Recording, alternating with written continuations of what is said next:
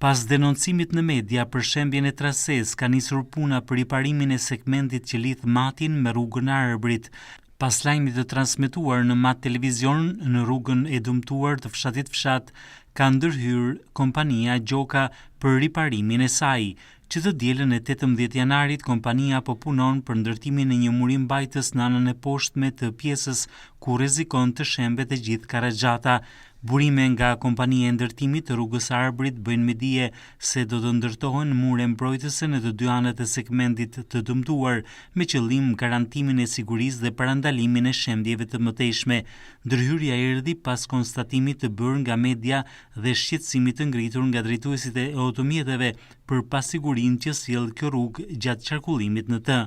Rruga në fjalë kishte pësuar çarje e shembje të Karaxhatës edhe afër qendrës së fshatit Fshat, duke rënë mbi banesën e Sefedin Ymerit, i cili bëri këtë prononcim për kamerën e Mat Televizion. Rreth parë falënderoj televizionin, na përkrahuni publike, edhe tani besoj që çdo gjë është e zgjidhur. Bëhet muri 6-7 metra i gjatë, lartësia mos shkojnë 6-7 metra.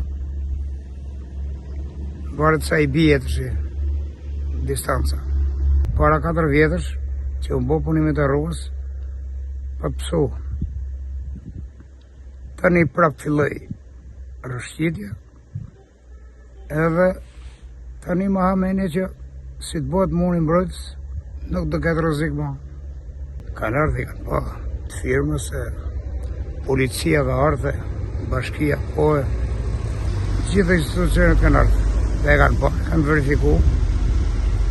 Po banesa ka morë dëmtime brenda? Jo. Banesa jo, si gjalla. Ndërkohë, drejtuesit e mjeteve këshillohen të lëvizin me kujdes, pasi njëra kursi e rrugës në fshatin Fshat është e zënë për shkak të punimeve që po kryhen nga firma.